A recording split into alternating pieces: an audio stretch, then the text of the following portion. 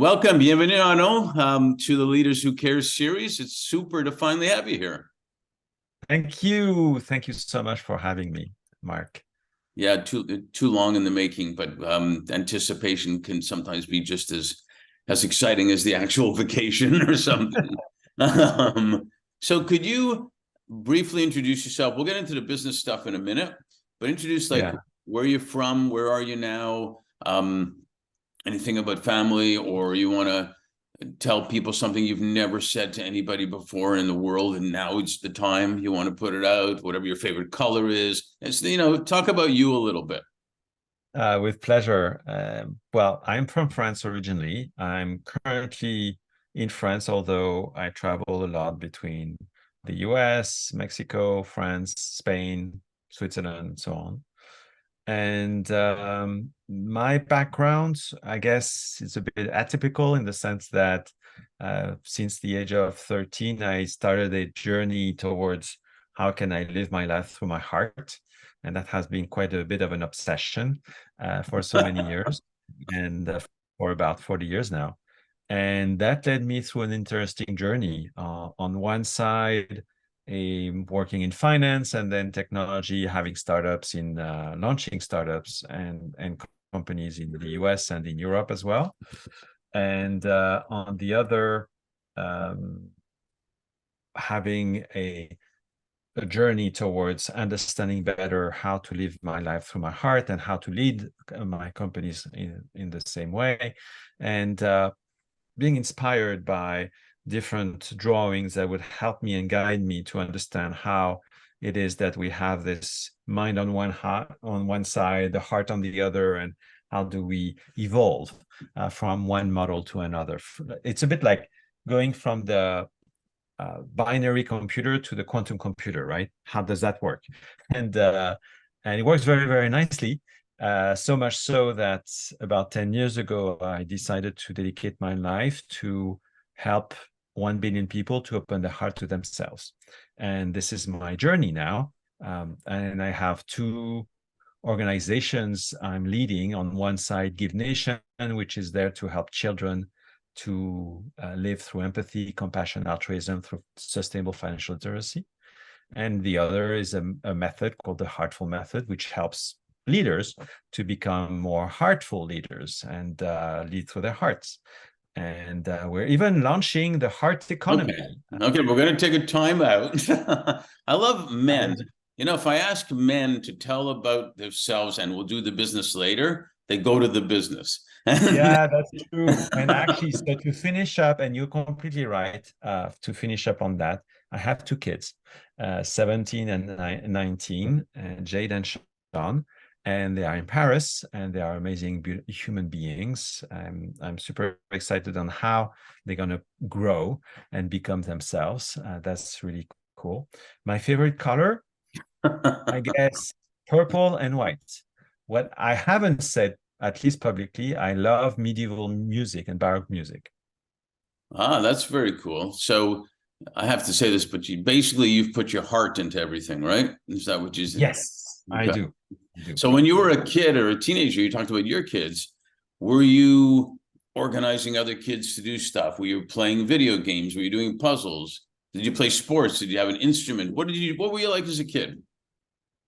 I guess when I was a kid, so it was more of an introspective kid. If so, I was a lot into reading books that helps me understand how the human society works in general, and also fantasy books and stuff like that. I was sometimes I had discussions with friends.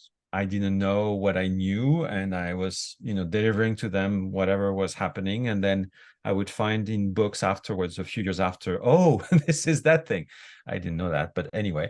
So I was helping them on their journey a little bit, and that grew as I became more adult and so on. So I guess it's a bit of an introspective teenager that grew up, then came to Paris, worked in finance very, very early at the age of 18, and studied as well economics and law but I was having a lot more fun in finance. You were. Wow. I guess that depends what you're looking for. A lot more fun and finance. So let's talk about your journey a little bit. You did, study economics. What intrigued you to study it at the Paris Pantheon Assas University? Why there? Why there?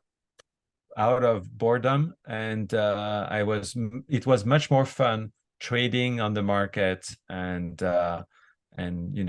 being at the pulse of how the economy works than doing economics. So I selected university because I had to, went there. So sorry, nothing exciting on the university level. The professional aspect was much more interesting to me in any case. Okay, well, you said But you started. there were beautiful women there, though. Well, So that's how that's Facebook started, actually, with the yeah. college women and everything. So you never know what can happen. So continuing the journey, like you said, you started in finance early, 17, 18 years old. And noticed as your career kept going, you worked for a strong NGO, but then you went back to an asset management company, did really well with that. You talk about introspective. When did you start having these internal discussions about, do I really want to do this? I love finance, but I'm also doing some good stuff like the NGO and everything. And you did really well at the asset management. Should I go that route? I'm doing good here, type of thing. So when did you have those discussions with yourself? And then did it all come together when you joined Conscious Capitalism as, heading up their strategy? Right. So it's quite a span of time. But when I was in my 22, 23, I got a bit fed up of making money with money. So it was just like a beautiful washing machine that spreads out dollars. Great, but what's the use of it? And so that's why I wanted to really create. And so I went the more solo route of creating companies and NGO and so on. And I haven't stopped since then. I did at some point, I think 10 years after, I created an asset management company that went very well because I have the knack for, trading and so on, and was super happy. But I had at the same time a startup and an NGO, and I was doing the three of them because if not, I would get super bored by the finance only. And and at some point I decided, well, no, the finance is off because frankly these other things are much more interesting to me. And it's only after finding that life purpose of mine that I could reconnect to finance in a positive way, I guess, by applying my knowledge of finance to help children to acquire a positive attitude related to money, which is one of the biggest issue we have in our society. And that along with opening their heart. So this is how I unite everything together, where I can have not only a follow my passion about creation of and helping people to grow, and at the same time using finance as a tool to make that happen. So that's interesting because good segue. We founded Fifth Element on the premise that leaders and their businesses or organizations or whatever they're doing can do way better when they are doing good. So you clearly Yes. have been an early leader in understanding that and creating the culture, as you said, for both kids and adults as individuals, but also for their future and for their businesses using that Yes. foundation. Describe what that journey was like for you with how things have changed in our lifetime. Things have changed and evolved so much with technology, with attitudes and everything. How was that journey for you? How did that evolve for you? Wow. How many hours do we have? I don't have hours. This is the tease. Like in LA, you do a trailer and then you do the whole Uh-huh. thing, okay? Okay, so this is the teaser of the teaser in this case. Yeah. The I mean, was quite interesting because from 87 to 2008, 9, we went through several cracks, right? Where the market went down quite drastically for different reasons. And I was first line on these markets at that time. So, and I could see the cycles of how people have a tremendous amount of faith for a moment, and then they completely lose themselves, and because it's too much too soon, I guess, and then start again. But it's always on different type of sectors and different reasons, obviously, but the cycles are the same ones. So how can you drive that in a wise way, so that you don't lose yourself in that process, whether financially speaking or more from an identification standpoint, right? Because we're not our economy, we are not our job, we're not so many things, Right. and therefore be grounded in ourselves. So these ups and downs, I guess, are also an indication, for me at least it was, to go downwards, to go inside and ground myself further into myself, because all that will pass, whether it's the up or the down, it will pass, right? Mhm. And nowadays at our age, we see what we did not see when we were 20. That's for uh, sure. and if I was me 20 years ago, 30 years ago, it would be amazing because I knew what to do, right? But obviously, we have to go through the different That's the steps. And whole it's point of youth. They say, what do they say? Youth is wasted on the young, or something like that. yeah. Um, Yeah, unfortunately, we have to do our own experiences, and I see that with my kids. I mean, I cannot bring them all the system and the method I've put together, because they're not ready for that, and it's okay. It will come one day. But so the great aspect of what has unfolded for me is that every single time I had an experience in my life, it brought me back to, okay, how do I understand that within the framework of what I understand being my life, right? And that led me to create a system with 160 charts to date, to help me rewire myself and be more deeply and deeply into my heart. And this is what I offered nowadays to the people working with me, and so my guide has been life in general. My coach, my guide, my mentor, whatever, has been all the different situations, conversations, etc., that life has brought me every day. well, it's interesting.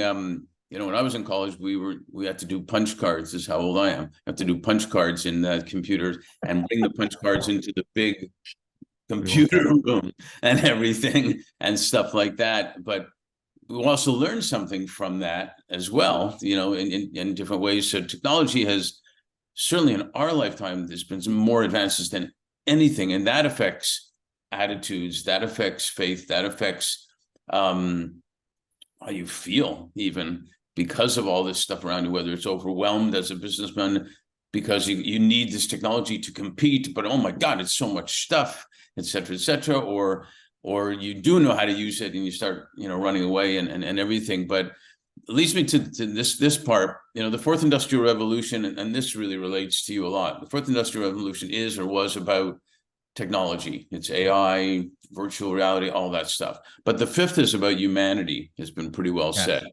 And we're supposed to be using the technology to help humanity, if you will, not the other way around. And as you know, actually, the fifth industrial revolution is half the reason we call ourselves Fifth Element as well. But we focus on impact and talent and how that intersects. And I want you to talk about your work, and I want to quote this, shaping heart-based leaders through the heartful method, and why, if you will, like Leaders Who Care, this is how strong leaders are now succeeding and driving value-driven cultures and being successful, not just making money, not just making a difference, but both of them at the same time. Love it. So when I was 11, came the first computers for individuals, right? And the ZX81 from Sinclair. And I started to code on that rather quickly, and then the Apple IIc and so on. So I've lived, like you, all the different stages of technology and how it brought the economy to a new place where we could really produce and help many more people and so on and so forth. There's no doubt about it.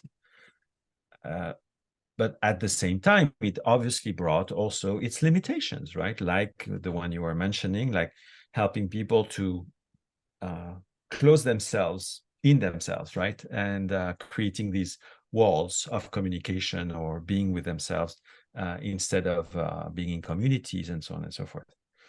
The thing is, like our technology is going now towards the new generation with AI, and then there is quantum computing coming just around the corner, and then there will be more, and then space and whatever.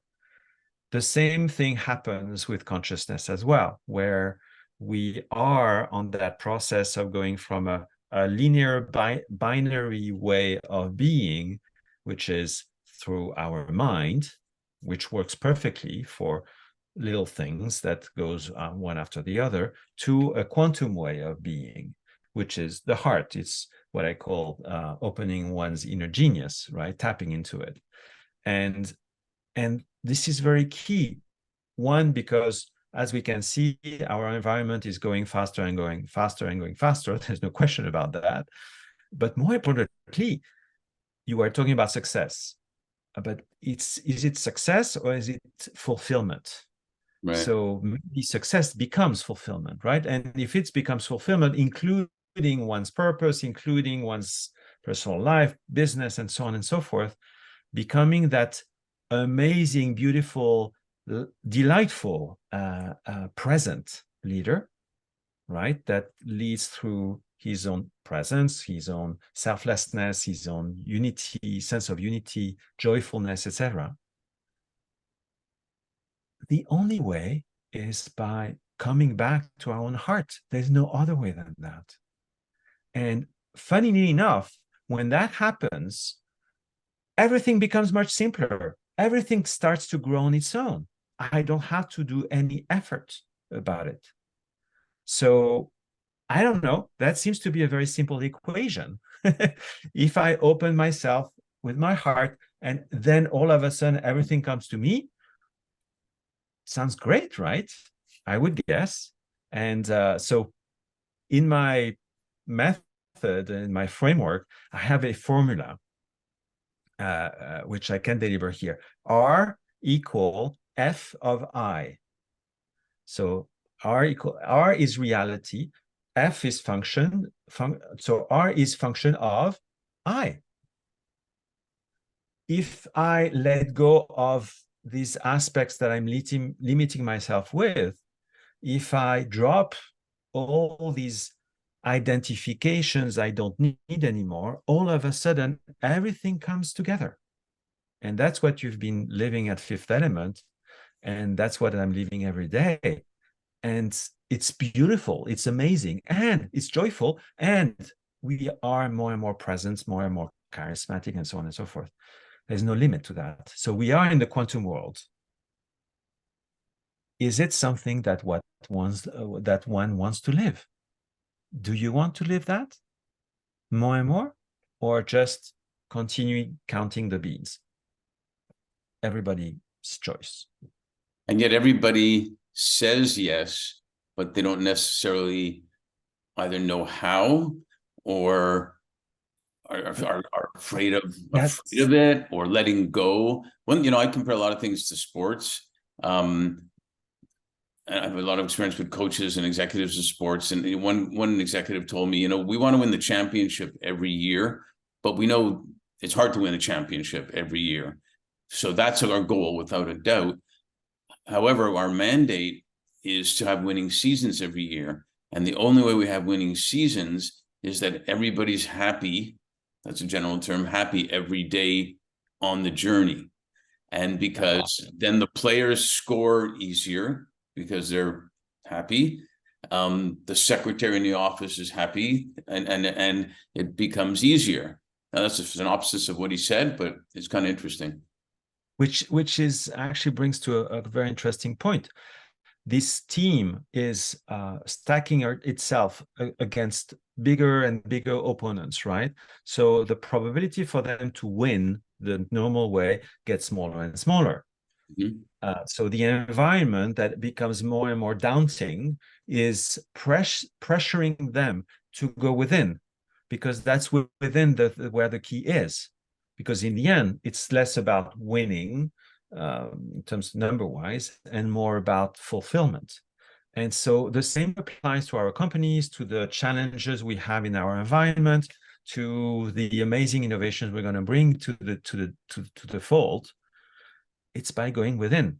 And there is the infinite potential that we can explore with some guidance. I mean, what came together for me was a map that I'm sharing now that helps us to get there. But obviously, everyone has to take the path because nobody can do it for you. Sorry. And there's no pill for that either. I was discussing with one of my clients now, and she was telling me how the men in the US have taking pills all the time. Sure, that's great. I mean, it's not always the case, fortunately, but we don't need that anymore. We don't need crutches. We just need to become more vulnerable towards ourselves, not even the others, just towards ourselves, and be more authentic as possible. Do you know, a couple of things, Kobe Bryant used to say that everybody has the dream and you should go after the dream, but what you got to realize is that this is actually the dream right now. And Yes, which was exactly. brilliant. And one thing I want to ask you is, don't you feel, and this includes even remote work right now, that trust is heartfelt? Yes, it's heartfelt, but it's more importantly, it's trust towards oneself. It's very interesting because we're all looking at how am I going to trust that other guy, whether I'm remote or not doesn't really matter, or these people, or this community, or this company for that matter. But the main issue is never there. The lack of the distrust I see in that other person is the one that I have for me, because I am not trusting myself to be in the position that I will be taken care of. I do not trust myself, my own decisions. So there are so many aspects where I do not trust myself that I decide that the others are untrustworthy. So yes, it's definitely hurtful in the sense that if I open my own self to my own self-love, then all of a sudden that trust is a non-issue at all, So that because I'm there applies for to myself. any relationship then, whether it's business or personal. Exactly. Exactly.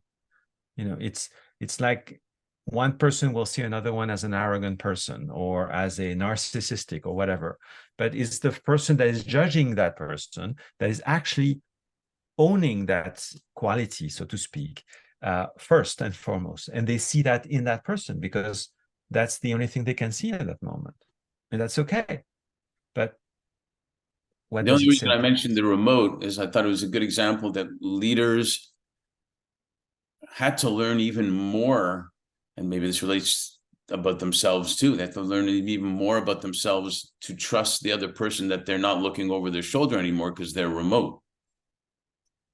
Which leads us to groundedness and presence.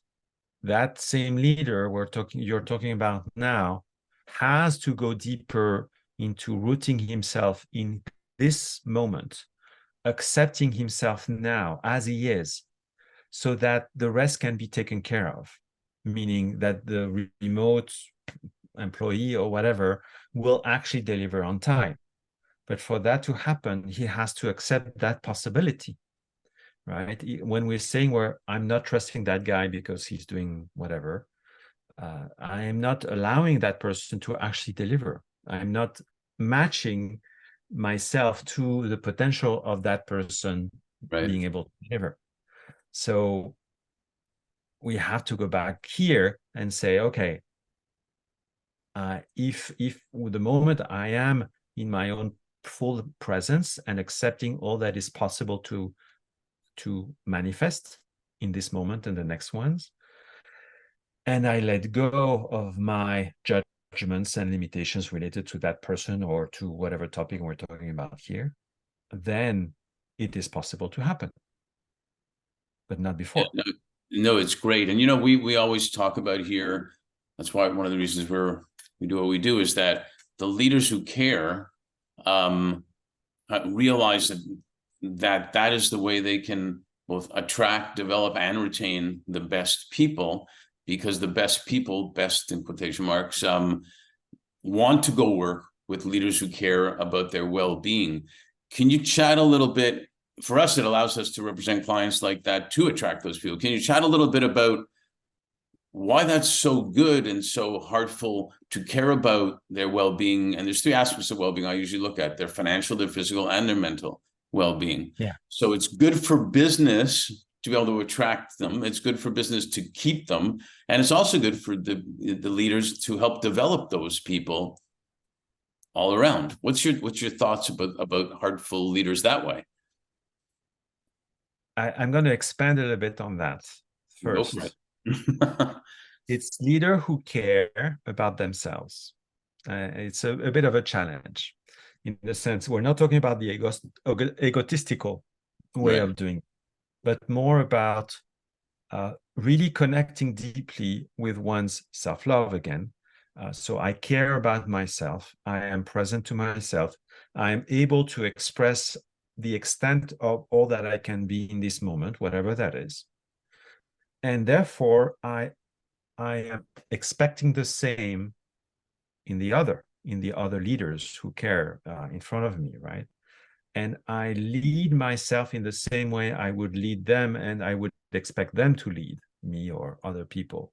So, in other words, I'm not looking for a not a compensation, a complementarity in the sense of, I need to control them because I don't trust them, all that. On the contrary, I'm here to nurture all that I can be, one and first and foremost, because I am loving who I am now. And from that seed of caring, then I do the same with the others. And what happens from there is a beautiful explosion of love, but more importantly, of growth, of expansion. Our heart, that physical machine we have in our physical bodies, it's doing expansion, contraction, silence. And that silence is a question mark. Which is it that we're going to feed, contraction or expansion? Both are needed. It's okay, right? We cannot care all the time. We have to take some time for ourselves. But in any case, do we want to expand? Is it something that we are choosing for ourselves, for the others? If we do, then we have to care. We have to open our heart to them, to ourselves, and create an infinite cycle of goodness that pushes forward and moves forward the whole entity, the whole consciousness of your organization. And it happens on its own. You don't need effort anymore, as I was describing earlier. Sounds to me, if I were to oversimplify, which I always get accused of doing, is that smiling takes less muscles than frowning. So why aren't we smiling more? Yes, very true. Well, I got one more question on this, and I mentioned LA before. In LA, the motto is "Leave them wanting more, so you can do a sequel." So I got one more question on this part. In 2021, a client told me, he said to me, "Hey, Mark, the year 2020 was the year that flew by slowly." I thought that was like brilliant in a way. And so, with everything that's happened, then you got, it seems like 2020 was yesterday and years ago, all at the same time. And so then we had 2021, 22, and now we're end of 23 already. Can you share with us what you're most grateful for and also what you're most hopeful for? So what I'm most grateful for is meeting people like you and many other people that are on their journey, discovering themselves, doing the best they can all the time, and having an impact on society, because this is what motivates me. What I'm grateful for is being able to witness the people around me transforming and shifting in their own lives. And what I'm grateful for as well is obviously my kids and so on, but it's to be able to be here now and live what I'm living, the experience of my day-to-day experience. I'm currently working and developing the heart economy, and that's what I may be hopeful about. In the sense, I'm aiming to present that and launch that at Davos in 2024 in January, and to help people realize that we are already in our heart economy, that we are already caring leaders, heart leaders, and where we can actually just expand on that and grow it further to have a bigger impact than the one we currently have. That we don't need to fear anymore, but more importantly, to own ourselves and grow. And so I'm hopeful that I'll be succeeding in that mission of reaching out to 1 billion people and grow that understanding of how we can live our lives, we can live our businesses, and just be ourselves. No, well said. And I'm grateful for you as a friend, for sure, and that you are a leader who cares, for sure. And I'm super hopeful also that so many more good things, even with everything happening in technology, so many more good things are ahead. And I kind of feel like playing a Beatles song as we go out here or something like that. Imagine. But thank you for sharing and participating Thank in the series. Really appreciate it. you so much.